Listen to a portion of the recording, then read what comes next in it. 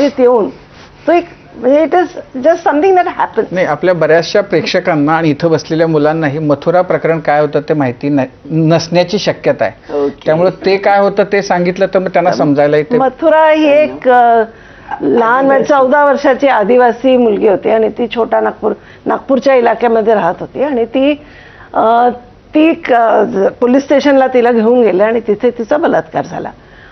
तिच्याबरोबर तिचा एक बॉयफ्रेंड किंवा कोणतरी तिच्याबरोबर लोक होती, त्यांना बाहेर ठेवलं आणि हिला पोलीस ठाण्यात पोलिसांनी तिच्यावर बलात्कार केला आणि ती केस कोर्टात गेली.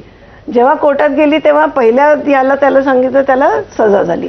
मग त्याला सजा नाही झाली तर मग सीमा साखळीने त्यांना नागपूर हायकोर्टात नेलं आणि तिथे त्यांना सजा झाली पोलिसांना. पण त्याच्यानंतर सुप्रीम कोर्टात गेलं आणि सुप्रीम कोर्टाने सांगितलं की शी वॉज अकस्टम टू सेक्स, म्हणजे तिने सेक्स केलेलं होतं म्हणून तिने कन्सेंट दिला आणि तिने म्हणजे रेप झालाच नाही असं सुप्रीम कोर्टाचा निकाल आला. आणि त्याच्या विरोधात 4 लोकांनी मिळून 4 लिगल एक्सपर्ट्सनी मिळून एक पत्र लिहिलं सुप्रीम कोर्टाला. त्याच्यामध्ये होत्या आणि उपेंद्र बक्षी होत्या. या लोकांनी एक पत्र लिहिलं की सुप्रीम कोर्टाने असं कसं निकाल दिला की तुम्ही 14 वर्षाच्या मुलगीचं कन्सेंट नाही असं कशावरून म्हटलं तर ती आधीपासून शी इज यूज टू सेक्स.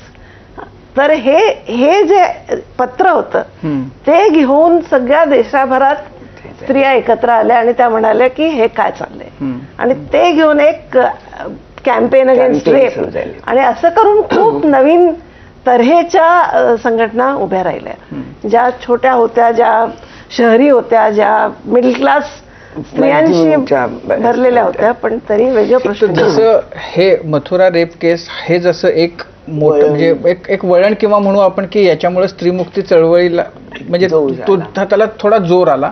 आणखीन अशी कोणती कारणं घडली म्हणजे गेल्या 50 वर्षामध्ये की जे आपल्याला असं म्हणता येतील की हे स्त्रीमुक्ती चळवळीतले हे माइलस्टोन्स आहेत, हे घडलं ह्याच्यातनं चळवळीला जोर आला किंवा आत काम करणाऱ्यांना जरा असं वाटलं की नाही याच्यावर त्वेषानं आपण उतरलं पाहिजे, अशा आणखीन कोणते?